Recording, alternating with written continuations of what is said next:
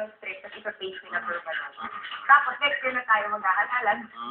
That's right. Eh, saka yung misis, yung mayor, hindi yata siya pwedeng pumalit kasi magkakaroon ng bukas yung posisyon. Hindi yata tama. Pwedeng palit na kung hindi pa tayo. Pero may anak naman eh. Saka Kasi tumatakbo. tumatakbo siya. That's the reason why hindi niya pwede Pero, palitin yung asawa niya. may mga nagsasabi din daw na Pwede. medyo, medyo matibay si Ate B talaga. Talagang pader daw talaga si Ate B. Hindi ako Pero subukan. on the other hand, kung hindi ka nilalagyan ng kandidato, ng substitute candidate itong si yung pumano na ex-governor Arnold Sanchez, napakaswerte ni Ate B at napakaswerte ni Senator Ralph Recto. Dahil makakamantikot mo si Ate B sa buong Pilipinas dahil wala siyang kalaban at wala na silang gagasos yung sa mata niya. Hindi ba? Kung pinag-isipan to ni Lord. Mag-isipan ko na ako sa'yo. Hapon niya pa dinidiscuss yun. O, ikaw na.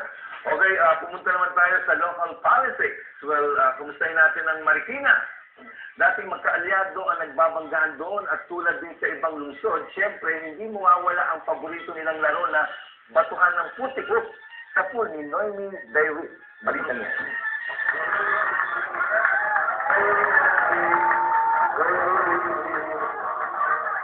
Sayawan, videoke, at given training ng pagkupit. Ilan lang yan sa gimmick sa kampanya ni Marikina Vice Mayor Marion Andres na tumatakbo sa pagka-alkalde ng lungsod. Ang mahigpit na makakalaban ay si incumbent Congressman Del de Guzman na house-to-house naman kung mangampanya. Pareho silang kaalyado ng mga Fernando, pero nung kinailangan ng mamili ang mag-asawang Bayani at Marides nang hahalili sa kanila, kay Vice napunta ang suporta. Medyo may konting tapo tayo dahil siyempre ginawa natin lahat para sa grupo, para sa partido yun yung ating paglilingkod. Okay lang sana ito kay de Guzman kung mistulang iniwan siya sa ere.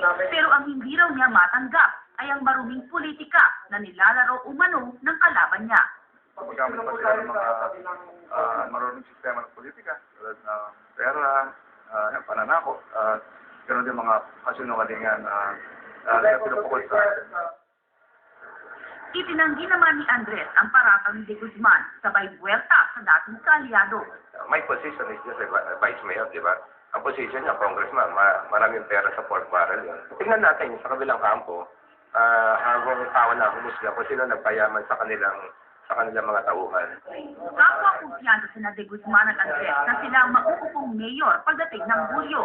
Si Andres, good governance ang plataforma, habang si de Guzman tututukan daw ang pag-unlad ng mga Marikenyo.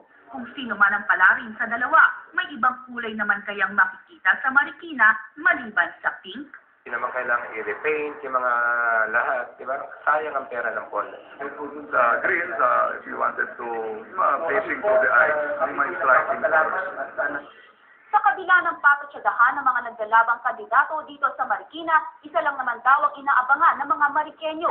Yan ay kung kaya ba ng susunod na mayor na tapatan o higitan pa ang mga naumpisahang pagbabago sa syudad. Naomi David, News 5.